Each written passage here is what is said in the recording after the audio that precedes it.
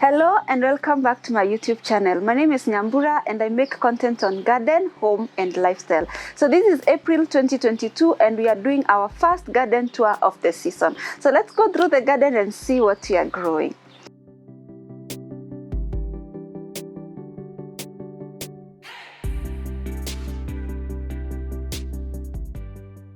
So starting from right where I am, we have very young celery. So these crops are in different stages because we don't grow all of them at once so that we have harvest for a longer time. So we plant them successively following each other with a gap of like 1 month. So here we have our youngest celery. It's picking up well, not very bad. And then here we have Chinese cabbage. Yeah, the next one is eggplant. These are tiny ones, eggplant. So in the other season, eggplant didn't do well, but these ones look like they are picking up. Here we have managu or black nightshade. We use it for leaves. Down here we have a very new entrant. It doesn't look 100% perfect, but we are really taking care of it. It's the yard-long beans. It's a climber, but the pods are very long. We're going to insert a picture of how it looks like, and we are very excited to grow that one for the first time in our garden.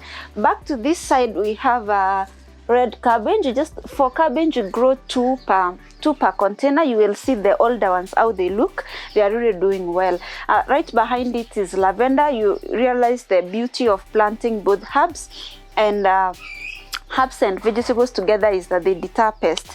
They discourage most of the pests. So the next stage is these ones, which are following the ones that we are harvesting. This is spinach. So we have quite a bit of these going all around the garden. Over that line up the wall, we are going to have climbing beans, and that's going to make that wall totally green, and we are looking forward also to seeing that. So all over these containers, we have the youngest entrant. These are beetroots. Red cabbage. This is a volunteer cherry tomato. I have just left it to be. I'm going to stake it as it goes higher. And down there we have asparagus. Does have quite some shoots. I think I'm going to harvest those ones. And right behind the asparagus we have sage. So back here we have beetroots, the younger stages of beetroot, and here we have chamomile, our tea herb. Then over this side we have where our banana plant sits.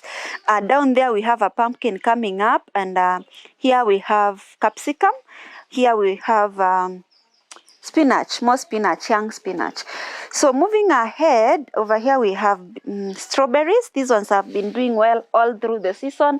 Hot or cold, they have always been producing. And here we have nasturtium. This can be an ornamental plant, but it's also very functional. We use it for our rabbits, for our chicken, even to deworm them, and just to give them the leaves to enjoy. So over here is where our banana plant sits. This banana is almost producing. We've harvested quite a number of very large bananas from this plant, and this one is almost giving us a new one. So this is the old crop of peppers. We didn't finish it, so we have one that is producing some decent more peppers, but we are still eating them. So in this container, I've put down here new spring onions. I have grown lots of spring onions all over the place. So because I love to have a lot of spring onions, they are pest deterrent. They are very delicious in most of the meals. So I grow lots of them. This is red cabbage over here. On this cage, they haven't yet germinated, but I've put down there peas, minji. That's what the local name. So I've put down on this cage, I've put some peas. Yeah, so I can see one here almost germinating. Yeah. So yeah, so over there we're going to have peas. This is older basil, almost done with its lifespan. So we're going to replace some of those. So all these water bottle containers have spring onions, which we really love. And down there we have a bit of sukuma wiki, the younger ones. And this is it's called a chayot. I don't know the exact pronunciation of this plant, but the fruits they can be used as pickles. That's the best way I love to eat them. So you just use them as cucumbers, pickle them, or some people cook them, but I enjoy to pickle them as I would pickle cucumbers. Yeah. So these are also spring onions. And that's my source of water, outdoor water. That's where I usually water when it's not raining. Right now it's raining, so nothing much to do with that water. This is a sugar cane. It's very obvious. Yeah, there we have chocolate mint, and this is lemon balm. There we have the purple vein sweet potato, and it actually did produce some quite big sweet potatoes last season, and that's thyme right on the corner there. So over here it's all spring onions, some amaranthus terere there. That one is being kept for seed, so I'm letting it go to seed so that I can actually harvest and save those seeds for the next season, and also to share with my fellow organic farmers. It's one of the ways to preserve our indigenous seeds, is to let crops go to seed while they are still in the garden, save the seeds and share them. So moving on now to our older crop, this is the spinach. We've been eating this one a lot, and so you can see it's serving us still very, very well, and it's doing quite well. The rains have given it such a boost, and it's really thriving. So down here we have our curly kales. Rained really heavily last night, and so they are doing well. Also next to it we have our cauliflower and broccoli. I've mixed both of them. They are all there, and they are actually doing well. For this season, they have actually outdone themselves. They have never been this beautiful in our garden. So all through this line, we have spinach. Over here, we have our pumpkin, and this we normally grow it for leaves, so we will not wait for it to produce a pumpkin. It might produce, it might not produce, but we've grown it for leaves, and so we are going to be focusing on the leaves. Yeah, over here, almost being overwhelmed by the pumpkin is my pepino melon. I think I need to come over here and clean this up a bit before it kills it, because the pumpkins can be really aggressive. But once I harvest the leaves, it will be less bushy, and so it will just leave my pepino melons. This one produces all year round. I think it's the most resilient plant I've ever grown. It will never be without a fruit. You can see even now, it has some fruits. Quite a number. Yeah, so at any one point I'll have a fruit or two from that pepino melon. So next year we have cabbage. This cabbage has done well. We have a few doodles here and there. We don't really overthink that in organic gardening. We will come over with our rabbit urine, our warm liquid, and all those concoctions, including neem oil, and spray to deter the pests. But the cabbages have done quite well for this season, and it's really a marvelous thing to look at cabbage do this well, especially in this area. So down there I usually have a few of fruit trees, and this is our orange. This is its first time to give fruit, and it has two. So it has done well. We appreciate it. Another terere going to seed for the same reason of seed saving. Behind it is our dragon fruit. If you haven't seen our video when I was trying to prune that dragon fruit, please go and check it out. Yeah, so that's our dragon fruit, and right down there is our aloe vera, which we use for treating our chicken. Yeah, so going on ahead, we have this old pepper plant. It has a big pepper there. It was a red capsicum for last season. We still did keep it, and all around it is marigolds, which work as pest deterrents for the tomatoes and the celery plants, which we have here.